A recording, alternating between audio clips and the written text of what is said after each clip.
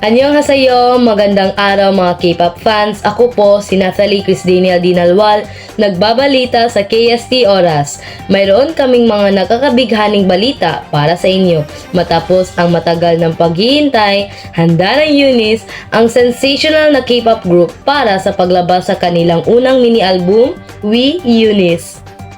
Ang trailer film na ito ng UNICE ay kumakatawan sa isang teaser para sa kanilang unang mini-album. Makakaasa ang mga fans ng nakakasilaw na karanasan na mag-iiwan sa kanilang pananabik para sa higit pa.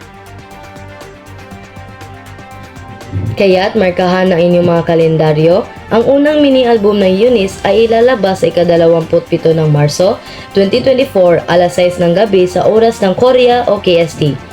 Ito na muna ang mga balita, manatiling nakatutok para sa iba pang update tungkol sa paglabas ng album ng UNICE.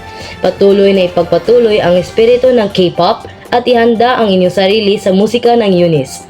Muli, ako po si Nathalie Chris Daniel Dinalwal, nagbabalita sa KST Oras.